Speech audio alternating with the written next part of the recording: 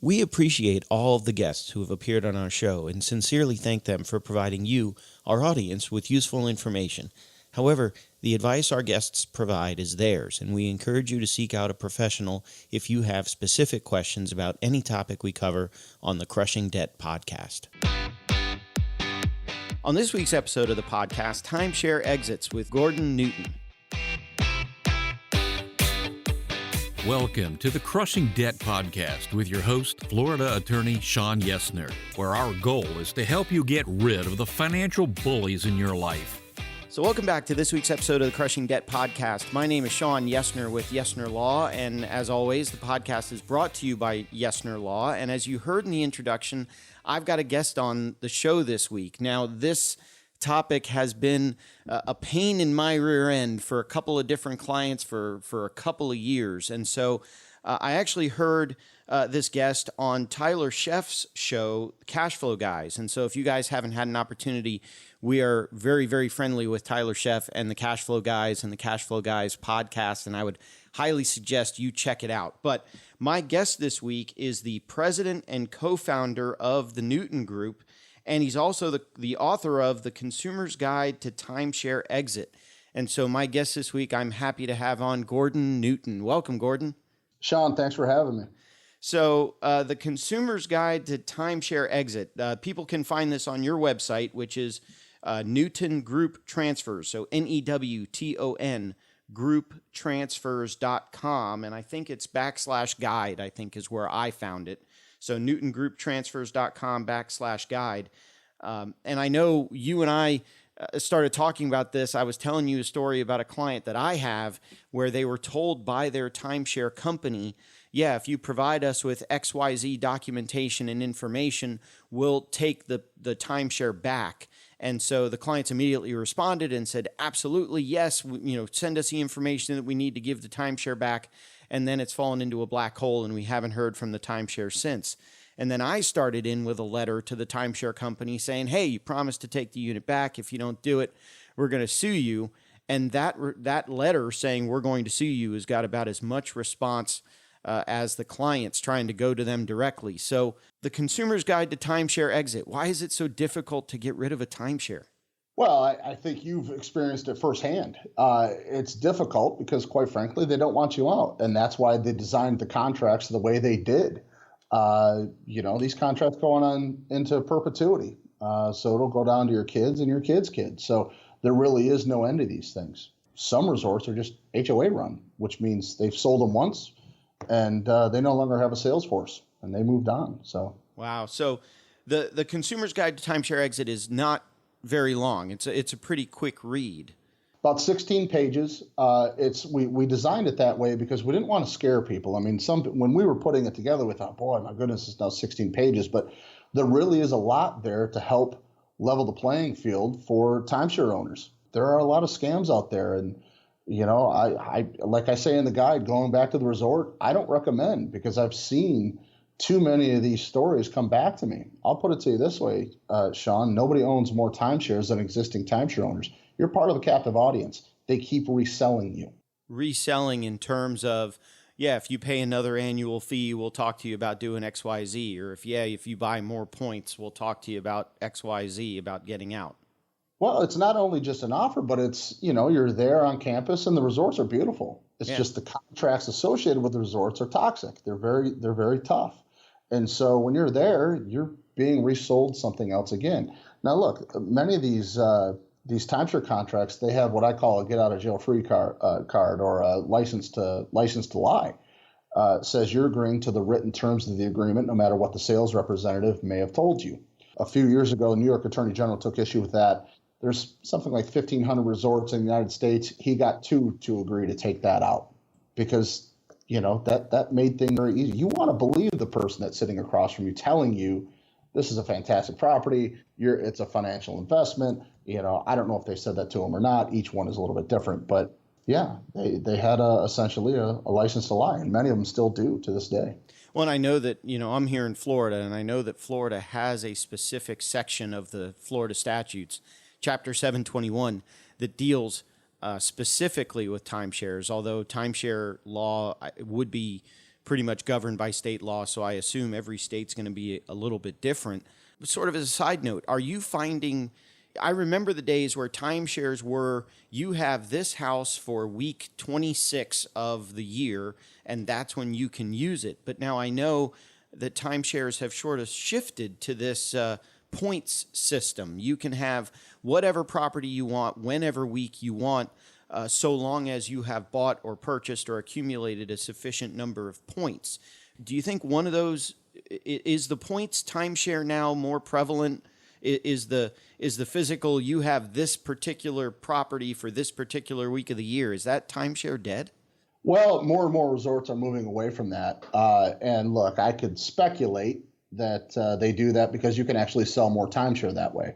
Versus before, you had 52 weeks, you owned week 11. You knew that that was your week. Now you will have week 11 through week, 45, and you have your points. Now, there's some good and there's some bad. You had your entire week and that was it. The points made it very easy for you to be able to break that week up so you can go to, 2 or 3 nights, and then they have some programs where you can take those points and use them for a cruise or, a flight or something else. Again, the conversion on those, it's you're not seeing a dramatic savings for the burden of ownership. Well, and I wonder if that's what's making it harder on the consumer to cancel the timeshare, because it's this more speculative, it's this more you can't touch it kind of a thing, where if you have week 11 at property X, you can physically go to that property during that week, where if it's a points system, maybe it's harder to cancel because it's harder to conceptualize. You can't touch it until you actually book your points for your week, if I'm making any sense. Yeah, I mean, I don't think that has anything to do with the cancellation of it. I think some people love the points concept. Some people really get into it and they know how to use it. And you really have to understand how to use the points package, right? But some people prefer it. I don't think that has anything to do with cancellation. Again, we're talking about really an issue with the secondary market. Why can't I sell my timeshare? I bought it for $20,000. Why can't I go ahead and resell it?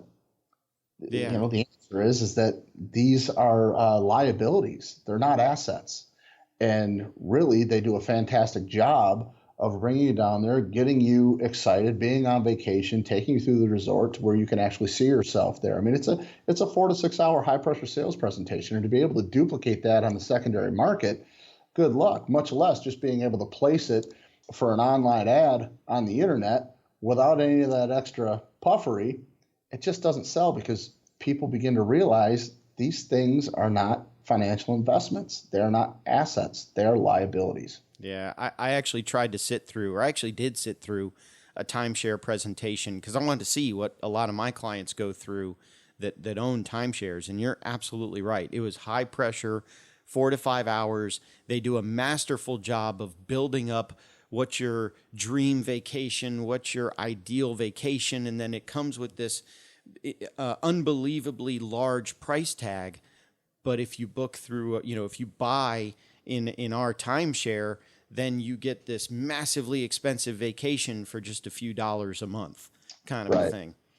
Yeah, and you're so right. And a couple things I'd like to say to that. One, last year they sold a little over $9 billion worth of timeshares from the resorts, right? I have an article coming out. I call it the $9 billion secret.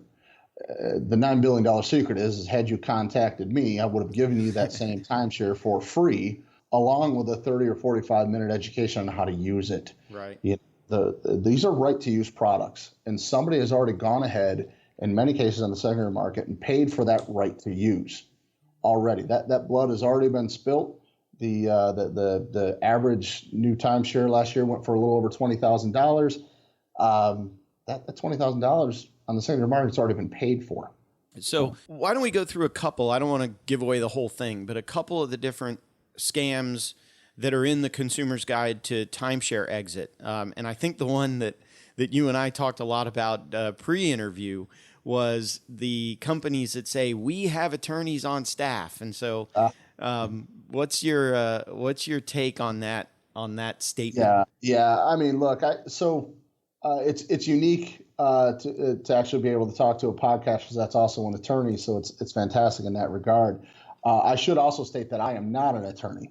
But the number one and two pieces of marketing puffery that we see in the timeshare exit industry is that drives me nuts is, we have 100% money back guarantee. We'll get you out of your money back. Or we have attorneys on staff. And that's what you and I were talking about, because any company has attorneys on staff. It's irrelevant to you, the consumer. And you know this, Sean, they don't represent the consumer. They represent the company. So, many companies in the United States have attorneys on staff. I go get my oil changed at a place that has an attorney on staff. It doesn't mean that attorney on staff is changing the oil in my car. It certainly doesn't mean that attorney on staff is going to represent me should I have an issue with the oil change. They, in fact, will represent the oil change company. And that's something that you and I were talking about. Yeah, and that's one of my comments was the attorney is going to represent the company that pays the attorney. So if the attorney is a W-2 employee of the company, the attorney's being paid and represents it represents that company. And I've done situations where one person has paid me to represent somebody else, but in a situation like that, I have a letter that everybody signs that says, look, Joe is paying me to represent Sally, and Joe signs it and Sally signs it, and everybody knows that, even though Joe's paying me, it's Sally that's the client. I can't give Joe any confidential information. And if Joe doesn't pay me anymore, I'm going to stop representing Sally and all those different things. But when these other timeshare exit companies say we got attorneys on staff, that's something to be careful of. I love it. Boy, you're preaching to the choir there. I mean, look, unless you have a letter of representation from that attorney, like you have with your clients, that says, I am representing you. I don't care who's footing the bill, but I am representing you. I'm here to help you and your timeshare ownership. So-and-so can pay the bill. Right. That's what we do with our clients. Should we, we've been doing this for over a decade. In some cases, we can do a simple transfer of ownership. It's a little less costly. It can happen in a shorter amount of time, and you can get some real protections with a financial commitment guarantee, which states you'll never pay another fee to us or the resort again. You're done that day. Or you can actually get an attorney that will have represent you directly. And that's the other thing I tell people. Attorneys in general, there are specialists in different areas, just like doctors. If you have a heart problem, you don't want to go see a knee surgeon. You want to see a heart specialist. You don't want to hire an attorney that's going to cut their teeth on learning timeshare law and timeshare exit. Right. Well, especially given here in Florida, it's got its own statutory structure. So I completely agree. You need to hire an attorney that's familiar with the statutory structure. And I've dealt with timeshares before in terms of bankruptcy law. I do a lot of bankruptcy cases. I know listeners to the podcast will know that. You may not. But I actually had a timeshare. I had somebody reach out to one of my clients. We filed a bankruptcy, and within the bankruptcy, we said, we're giving up the timeshares. We're surrendering the timeshares. And I just had somebody call the client and say, we'll pay you $48,000 for the 2 timeshares. And so I said, send it to me, but yeah, let's see if we can get the trustee to approve that. If we can get you some money. Now, if they owe $50,000 to get out of the timeshares, it's not such a good deal. But let's see what's going on. If we can get him some money. Sean, get that guy a copy of the Consumer's Guide today, because I'm telling you right now, it's a scam. Okay. We've had a guy where the press release is coming out this next week, but we just had a gentleman that went through that same scam. And we had another one call us this morning that said, thank you, I read the guide, and I'm going to tell my mother-in-law. When you have somebody contact you and tell you that they're going to cut you a check for your timeshare, I'm telling you right now, it is a scam. How or why? So this gentleman that we just helped out, it came through the Better Business Bureau did a release on the scam and said, hey, Texas man was conned by a Colorado business for $29,000. We just so happens, a gentleman that works here happened to know the guy. He said, oh my goodness, I recognize this guy. So he called him up and said, let me try and help you out. We worked with him. We got his timeshare taken care of and out of his name. We couldn't get his money back. But here's the thing. He told us about the scam. He owned a Mexican timeshare, and they told him that developers were, and this is common in this industry. This is a common scam. They'll call you up and then you'll have to pay some attorney fees. You have to put some money in escrow. You name it, they'll come up with all sorts of reasons as to why you got to put some money up front. But hey, you know what? We're going to give you $84,000. This guy thought, well, you know what? I'm $29,000 in. At this point, I got $15,000. I'm sort of pot committed. I'll get the rest. They're promising me that they're going to cut me a check. I'm still going to come out on top. That is a scam. And he had said, had I read the consumer's guide to Timeshare Exit, I would have never fallen prey for that. So the guide is helping people. You guys got to get educated. The number one thing I can tell you is, guys, these are not assets. These are liabilities. So when somebody's telling you they're going to cut you a check, run.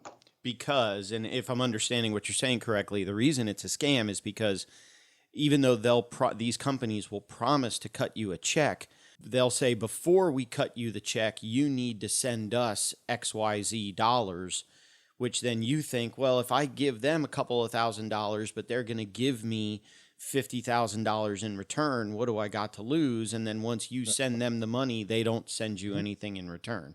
That's right. And these guys are good at what they do, right? So this gentleman, his name was Eduardo.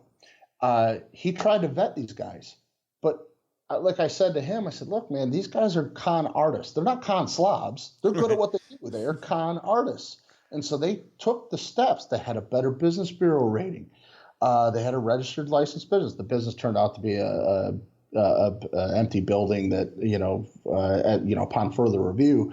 But they showed him a picture. They said, go online. This is a picture of the attorney that's going to be taken care of for you in Mexico. They have their scams down pat.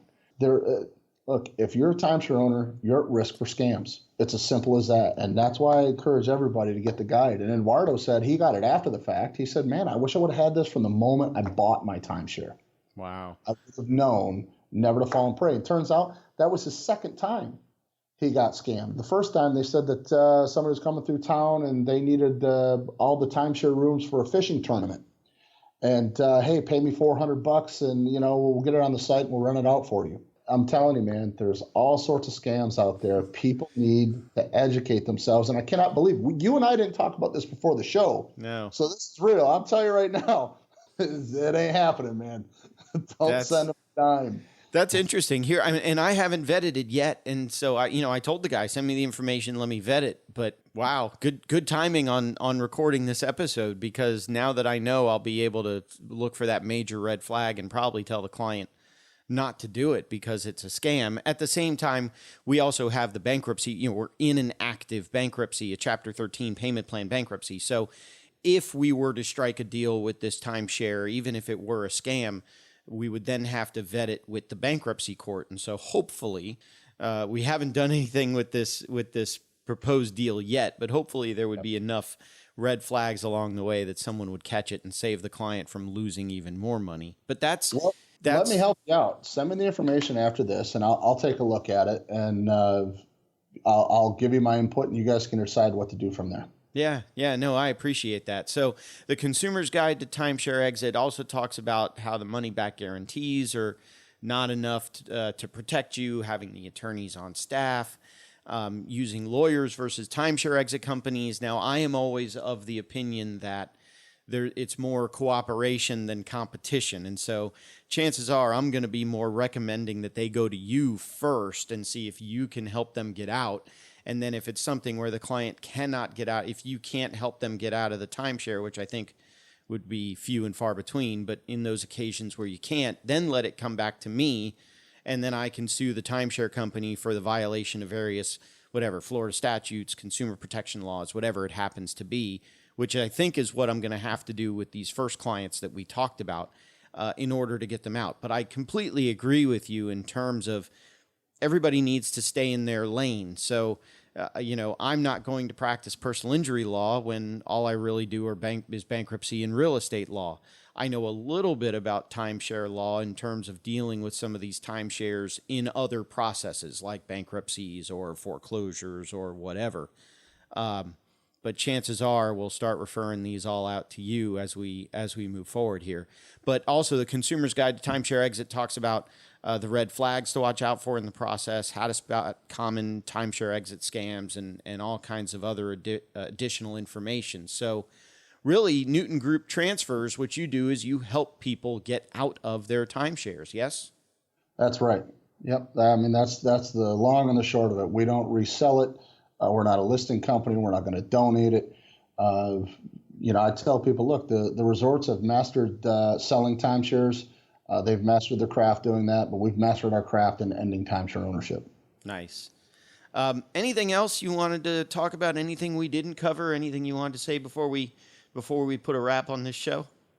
Sean, the one thing I'll tell people is, it's a cliche for a reason because it stands the test of time. Knowledge is power. If you're a timeshare owner and you love your timeshare, get a copy of the Consumer's Guide to Timeshare Exit. If you're a timeshare owner and you're looking to get out and you want to understand what you have and what some of your options are and you don't want to get scammed, get a copy of the Consumer's Guide to Timeshare Exit. It's free. It's 16 pages. It's a short read. Protect yourself. There are a lot of scams out there.